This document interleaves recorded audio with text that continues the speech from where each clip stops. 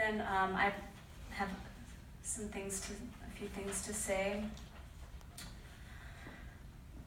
I first met Mark in 1990 when he was doing what he always did when he saw kids in a public place. I'm not sure he had yet discovered squeakers, so thankfully he didn't squeak my brother and me. Instead, he threw origami darts at us, maybe balloons, paper airplanes. I don't think he even noticed my mom at that point.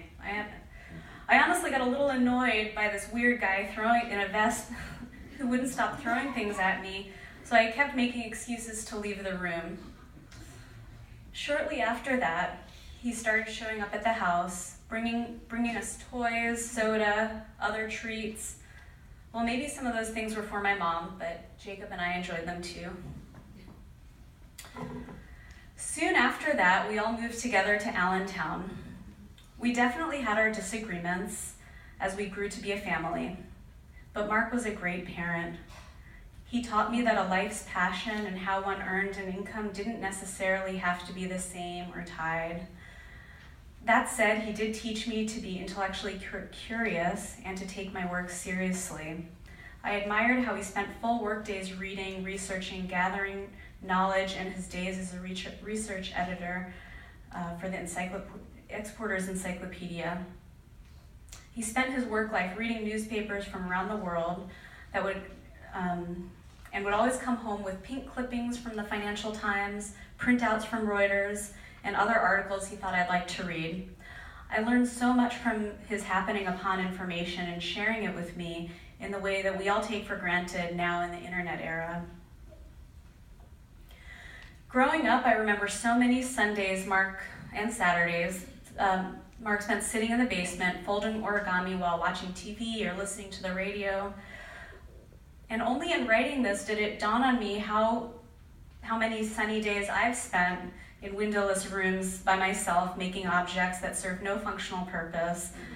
And through this realization, I've come to appreciate what a guiding force Mark had been on my creative life.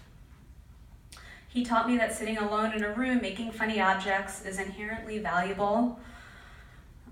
It's a personally nourishing exercise through which meaningful and powerful international communities are built that accomplish important and amazing things. A few things both he and my mom have in common, besides origami, that I've learned tremendously from include how to be generally non-judgmental, inclusive and welcoming, maybe even too much at times. They are both such patient and generous people in how they are accessible to teach, organize origami functions, and be present and available for family and friends. Mark always gave away models he made, always thinking about people when shopping, surprising them with gifts, sometimes too much. I often regretted telling Mark I liked a particular food because then I'd end up with way too much of it. I loved the John Waters movie Cry Baby when I was a kid, and as an adult, he bought me a DVD copy of it, and then a few years later, another copy.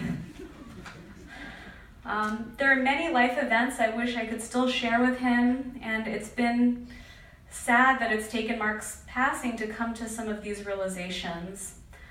If he were here, I think he'd be sitting in the back folding balloon animals for any of the kids that are here, or just folding origami. Thank you, Mark. You've been a profoundly influential force in my life.